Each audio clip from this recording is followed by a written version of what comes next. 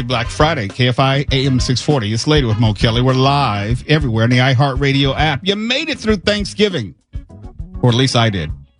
Can't say much for everyone else, but it was a difficult Thanksgiving for me. Sometimes you got to love family from a distance, like the next state, as in go home, as in leave. That was my Thanksgiving. But now it's on to the rest of the holidays. And it's weird from where I sit because we had been hearing time and time again how bad this economy is, how horrible this economy is. And I know most people view the economy, and there's a point to this, most people view the economy through a very personal lens. What I mean is, if you don't have a job, or maybe the people in your neighborhood, your neighbors don't have a job, or you're struggling financially, you tend to believe that the economy, impacting 340 million people here in the United States, the economy is somehow bad. When really, you're just giving anecdotal thoughts about the economy. It's not a good time for you financially. That doesn't mean that GDP is down. That doesn't mean that the housing market is down. That doesn't mean that job numbers are down. That doesn't mean that unemployment is up. It just means that you and your friends are not doing well financially. That's not the economy. But what you can look at historically, when the economy is bad, people tend not to travel. Why? Because there's less discretionary income. When the economy is bad, as in unemployment is up, job growth is down, GDP is down, when all those things are happening, usually, almost all the time, when those economic indicators are such, travel will be down because people are not spending money on things which aren't essential. You know what else you can look at? Entertainment. That's also discretionary. If entertainment is down and travel is down and all those other economic indicators are up, then you can more reasonably say that the economy is struggling or doing poorly.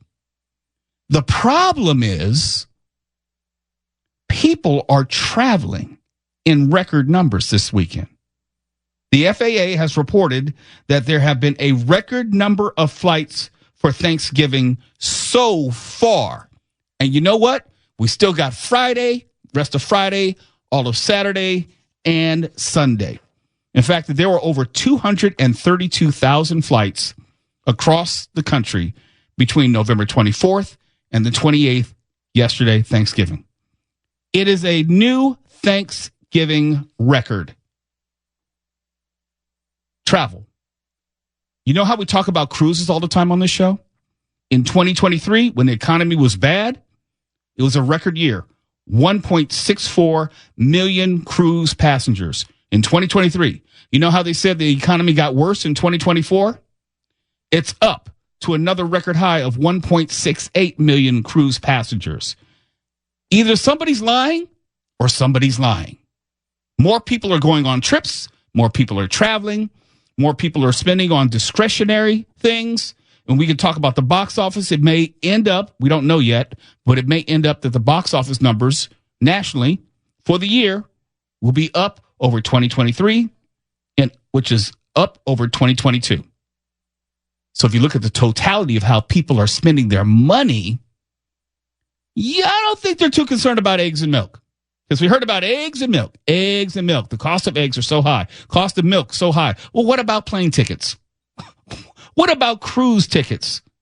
If you're really being pinched by eggs and milk, then why are you flying the whole family to see grandma in New York City? Why is it you're going on a cruise? Because more people have gone on a cruise this year than ever before. More people are traveling this particular weekend than ever before. You can't say that's just a function of the election. I'm quite sure people made plans for Thanksgiving before November 5th.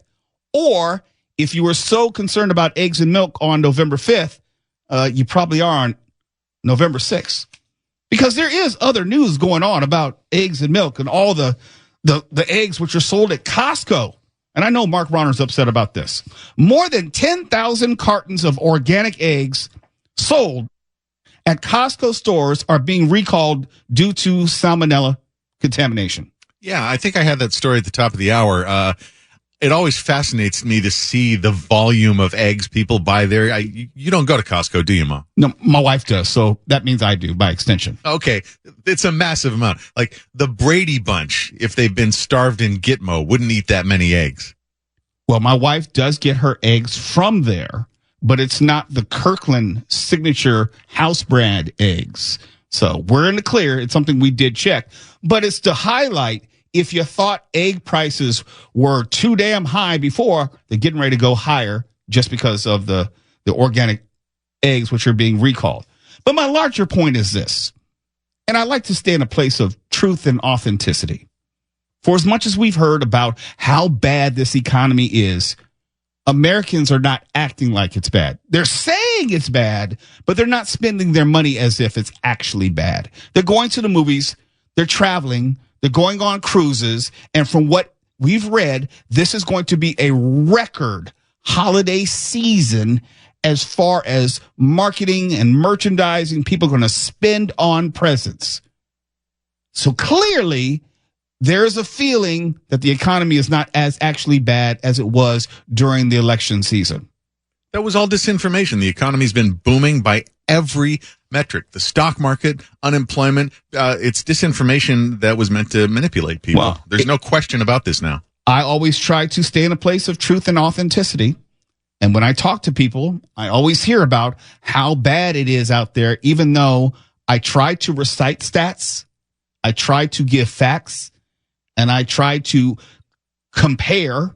You know, when someone says that this is the worst economy in 40 years and you skip over like the Great Recession, you know, which happened in all of our lifetimes. Anyone listening right now was old enough to remember the Great Recession and what that was doing to our economy. Anyone who's alive right now probably remembers the pandemic and what that did to our economy. So to say that this is a horrible economy and also disavow the Great Recession. I'm sorry, go ahead. That's okay. Also disavow the Great Recession. Also disavow the pandemic. Also disavow the jobs numbers. Also disavow how people are traveling more than ever before. Also disavow how they're going on cruises more than ever before. Also disavow likely they will have a banner year at the box office more so than since the pandemic. It flies in the face of facts. You can tell me the economy's bad, but you're telling me from your airplane seat on your way to grandma's house. You're telling me from your stateroom on your cruise ship. You're telling me as you're getting ready to walk into the to the movie theater of your choice. There's what you're telling me and there's what you're doing. And everything you're doing is consistent with a vibrant, robust economy. And I'm glad for it because I always root for America, but I also root for the truth.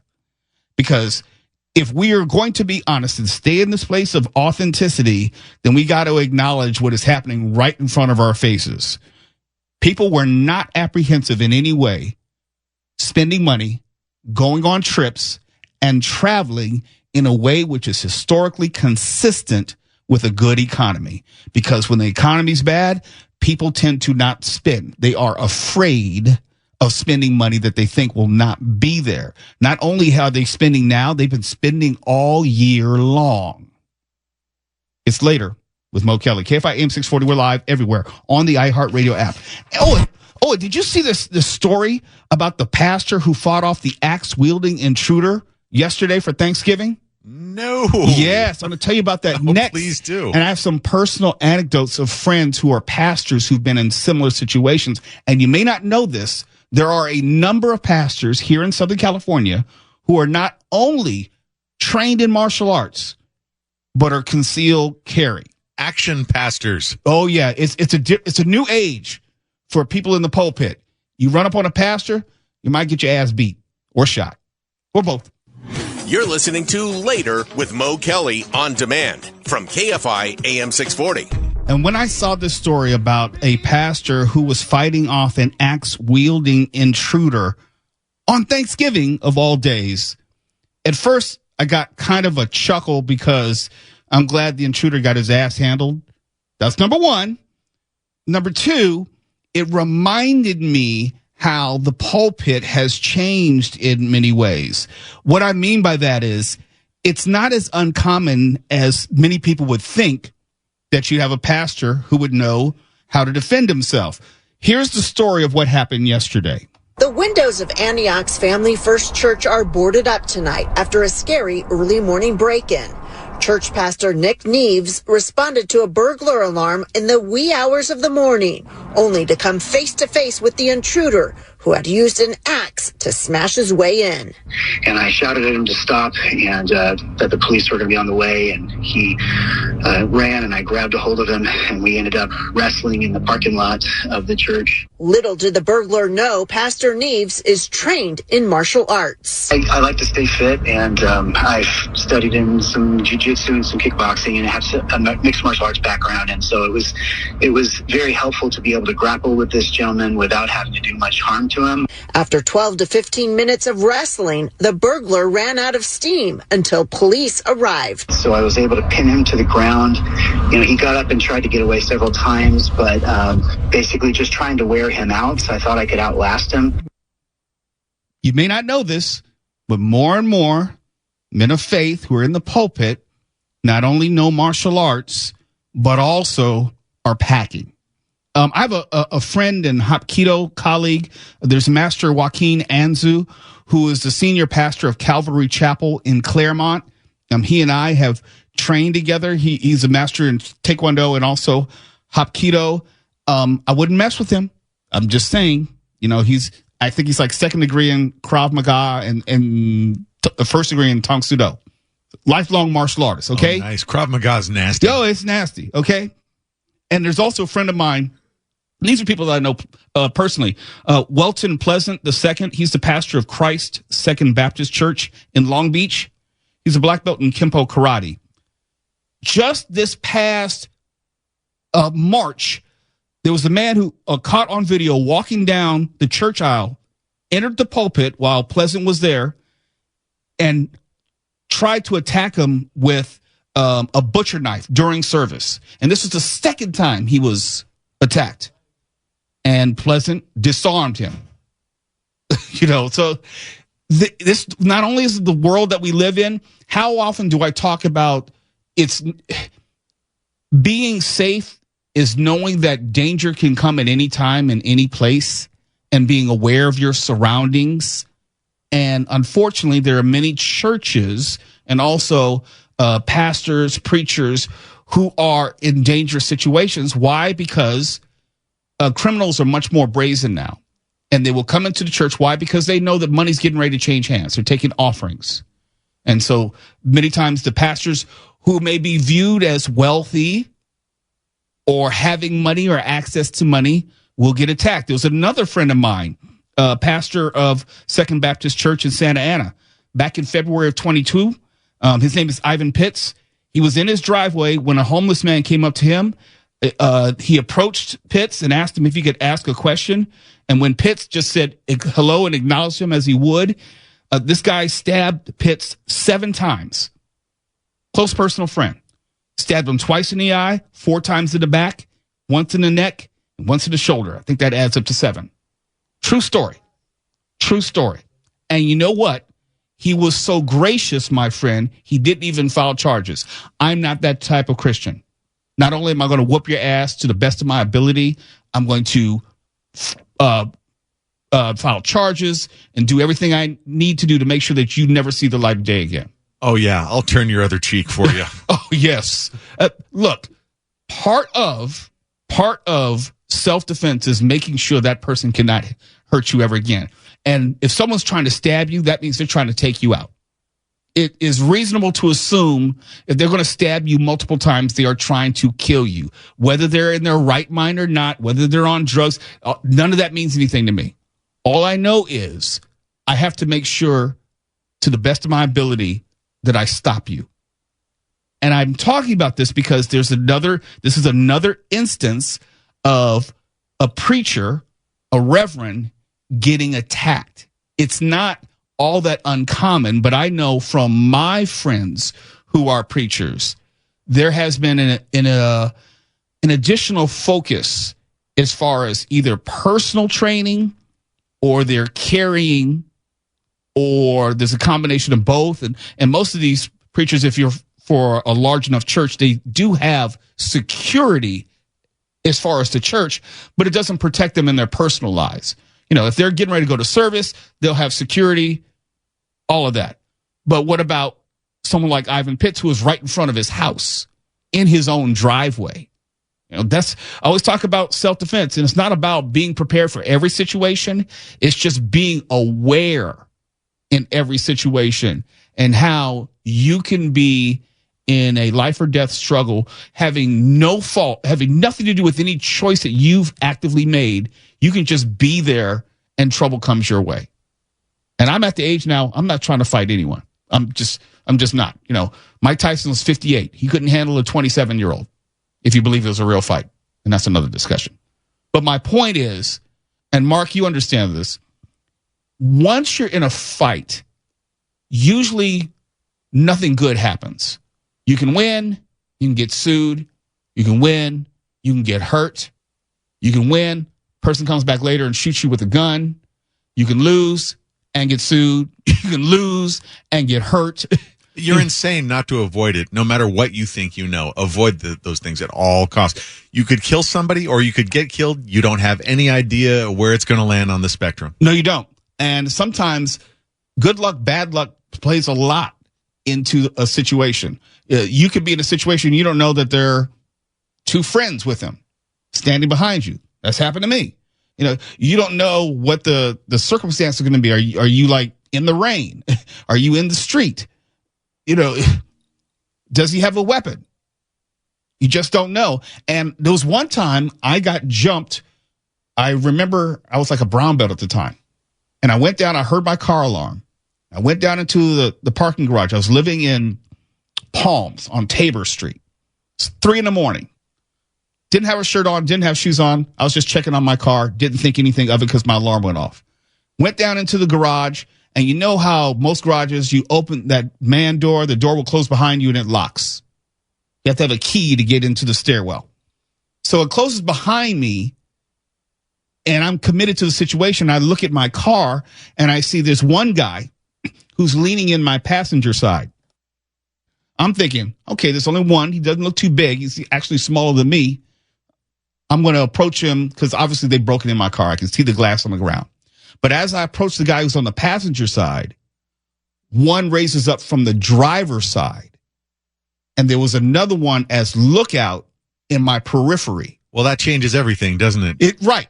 But I'm thinking it's a one-on-one confrontation. And all of a sudden, I'm getting jumped by 3 people. That's how fights usually go. I've never been in a situation where I've been the same size or had level, even footing with whoever was going to attack me. It's never been a straight up fair fight, ever.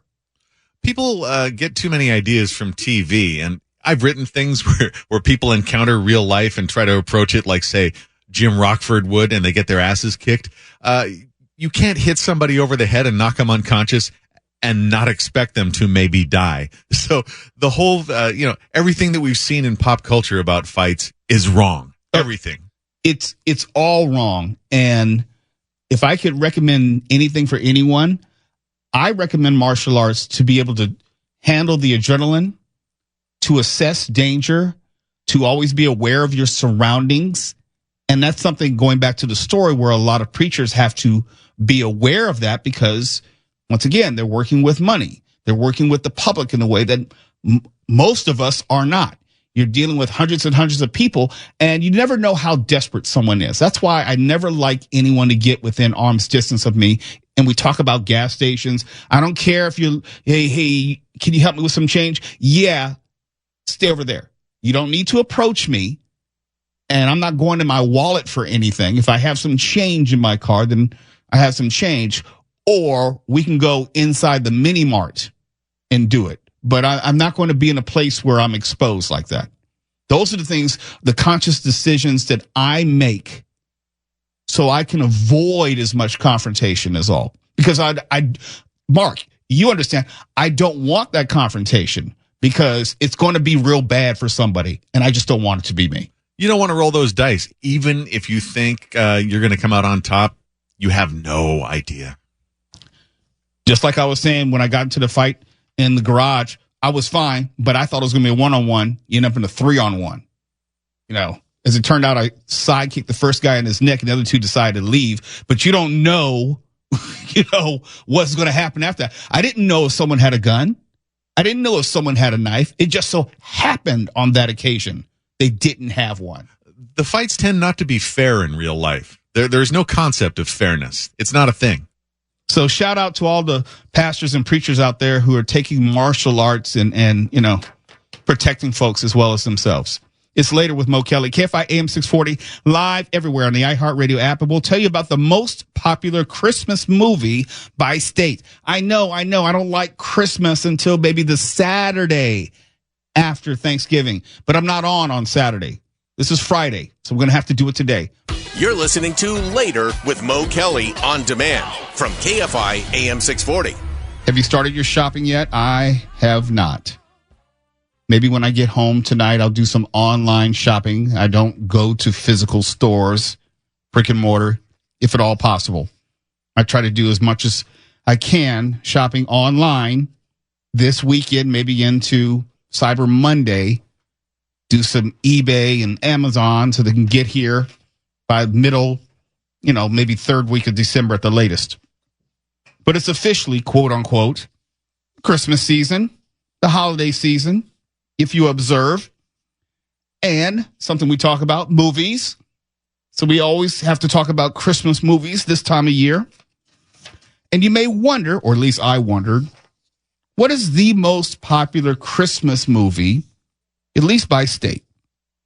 If you think about classic Christmas movies, there are movies like Miracle on 34th Street, Home Alone, It's a Wonderful Life, Die Hard.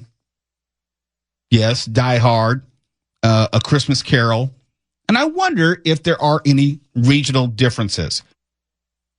So I found this list, some article somewhere written by someone about the top Christmas movies by state all across the nation.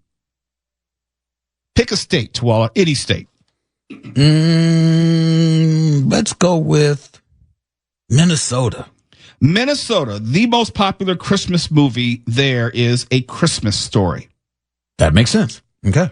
Mark, pick a state, any state. Alabama. Alabama. Also A Christmas Story. Fumbalaya. Fumbarooski. Can we go in the other direction? Keith Jackson. Do any of the states have Bad Santa as their favorite one? No, that is a great choice, but it's not leading any state list. Damn these people. Yeah. It's a classic. I would say it's a top 5 of all time. Where else do you get to see Santa wet himself? Look, Billy Bob Thornton is such an underrated actor, and I mean that sincerely. He's great in that. I haven't seen his new show. Oh, no, it is peak Billy Bob Thornton. What's on his head? He has a new toupee now. Okay. It's not his hair. I don't care what anyone says. It can't be his hair. Oh, no. It's different now. It doesn't sit quite the same. Yeah. You can tell. I mean, he didn't have a lot of hair when that was Armageddon, and that was like 97. So he can't be doing better now than he was in 97. No, less is more with those things. I keep saying that.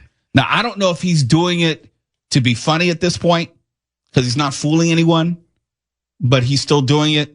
And it almost matches his character because his character on the show, Landman, is kind of out of touch with how he presents himself. Okay. But it's a very, very funny show. It's the best humor I've ever seen of Billy Bob Thornton. Well, I got to check it out. I just realized we have the streamer that's on, and I didn't realize I was paying for it.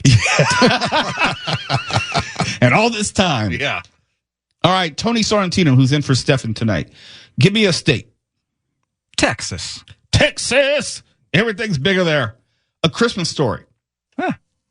And if there's a theme here, down south, A Christmas Story seems to be the favorite. Okay. Well, isn't it TBS, I think, didn't they used to, or TNT used to, like, on Christmas Day, run that continuously over and over and over again? I don't know what TNT was showing. One of those channels. Christmas National Lampoon's Christmas Vacation last night. I love that movie. I was talking about that last week on Name That Movie Called Classic. When it comes on, I watch it until the end. Mm-hmm. Randy Quaid is hilarious in that. He's hilarious. It's one of those movies. It's not supposed to be funny. It's kind of corny, but it's funny to me, and it's good enough. It's perfect. So that when you said TNT and TBS, I know they were showing that, and that's not on the list either. Wow. Twala, give me another state. Let us go with, I'm trying to think of Christmassy states or states with snow. Let's go with Illinois. Illinois is It's a Wonderful Life. Interesting in Illinois. If I were to make a political connection down south and East Coast, generally, it's a Christmas story. Okay, what about California then? If you go west, you get more humor, more contemporary. I'm glad you asked that. California is Home Alone. Oh. For example, Colorado is Elf. Arizona, Elf. It's a different social, just, way of life. Let me see. We're not wound that tight, so I can see that. Idaho is Home Alone. That's westish. Indiana's Elf. Kansas is Die Hard. Thank you, Jesus. Thank you, Kansas. Kansas, yes. They get it. The progressive state of Kansas. Die Hard. Montana is Home Alone. Michigan is A Christmas Story. Minnesota, A Christmas Story. Nevada, strangely enough, is A Christmas Story. New Hampshire, Christmas Story. New Jersey, A Christmas Story. New Mexico, and this is not really a Christmas movie. It's a TV show, A Charlie Brown Christmas in New Mexico.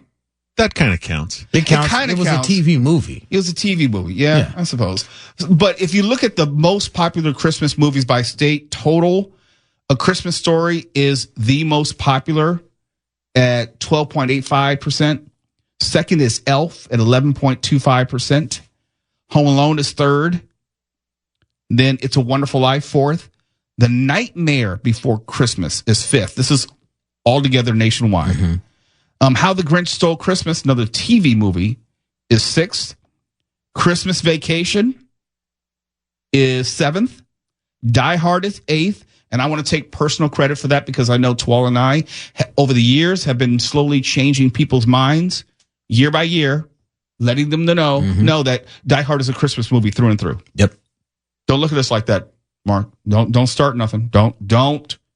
It's a Christmas movie. Let's move on. I'm going to blow your mind right now, man. You know what action movie is also a Christmas movie that people never, ever recognize as a Christmas movie? What's that? The James Bond film On Her Majesty's Secret Service. It's a Christmas movie. I have to see it again. Christmas central to the plot. Yes, and it's even got a Christmas song in it, believe it or not. Just one song? A Christmas song, yeah. Okay. I have to see it again to be absolutely sure whether it passes my litmus test. Go ahead, Tony. I say, isn't it one of the Batman Returns or Batman Forever Christmas movie as well? Well, here's the question. Just because it may be during Christmas, during Christmas doesn't make it a Christmas That's a movie. holiday movie. Okay. Yeah. Yes, Tony. That's a holiday movie like Lethal Weapon. Lethal Weapon. Okay. I agree. Okay. That's a holiday movie because it takes place across the Christmas week and such. So, yes, holiday films. Die Hard is 8. A Charlie Brown Christmas is 9. Rudolph the Red-Nosed Reindeer, another TV movie, is 10th. Miracle on 34th Street, 11th. The Santa Claus is 12th. Really? What's that one with the heat miser and the snow miser? Year Without a Santa, I think.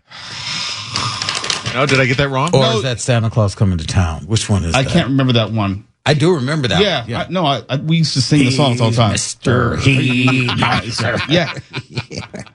I have to look it up.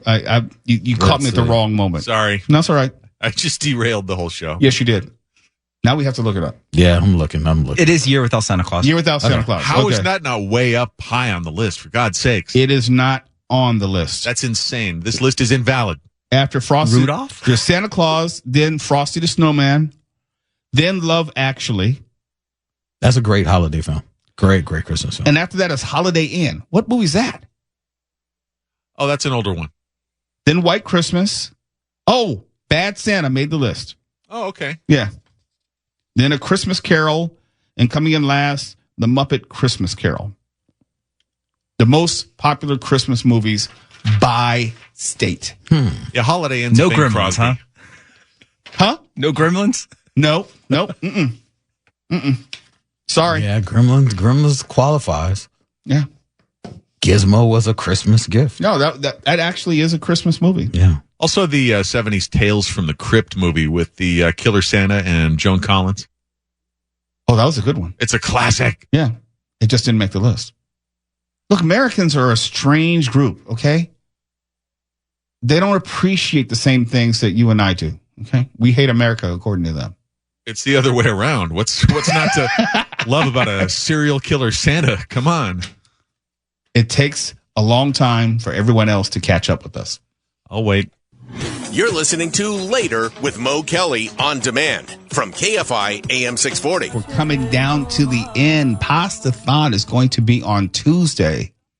We'll be there, but will you be?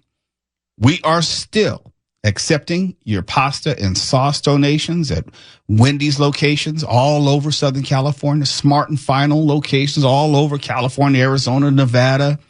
We still are feeding, with the help of Katarina's Club, feeding thousands and thousands of children every single week. And it happens because of your generosity. So now's the time, while we're thinking about the holidays and the people that we want to help and the people we would like to bring a smile to their face, Katarina's Club, Chef Bruno, that's the way we all can come together and change our community right where we are. And also, if you don't know, I don't think Tony Sorrentino knows this, we have a very exclusive auction item that we're offering. You can see it at KFIAM640.com/Pastathon. It is the chance to co-host this show with me, the whole show from 7 p.m. to 10 p.m. on a Friday, a night just like tonight. It'll be you. It'll be me. Tawala, hell, Tawala may even go home and say, they don't need me. And be Mark Ronner, assuming he hangs around. Oh, I have to. I've got to see this. You want to see the train wreck, right? Yeah. But you'll be a fully immersed part of the team with the prep, the production, the on-air portion. You will be helping host the movie trivia game, name that movie called Classic, all of it. And it can be yours if you're the highest bidder. You can go to KFIAM640.com/Pastathon and make your bid there. And look, it's not only do you get to win the prize, but you also get the prize. This is probably the coolest prize out there. I don't know what the other shows are doing. I don't care what the other shows are doing, but I know they're not doing this, particularly this, giving you the chance to be involved in all facets of the show production. You'll be sitting in the chair. We had a tour come through when we had our pre-Halloween soiree, and people were taking pictures in this chair. They weren't on the air. They were just taking pictures. You'll be on the air. You'll be heard all across California, not just Southern California, but Eastern California, into Mexico. And you get on the iHeartRadio app, you put that in the mix, you'll be heard everywhere around the world. Anyone who should be listening to KFI. You know, when we do the game, we got people calling in from Japan. We had someone calling from Australia. We've had someone else calling from Europe. It is a huge deal. And this is one of those times where this might be your only opportunity to be on the number one news talk station in America, the number one streamed station on the iHeartRadio app. Check out your iHeartRadio app if you're not listening to it right now. Look at all the different stations on there. Music, talk, podcasts. None of them are as listened to as this particular station. So that ought to tell you something. And iHeartRadio is the number one audio content provider in the world.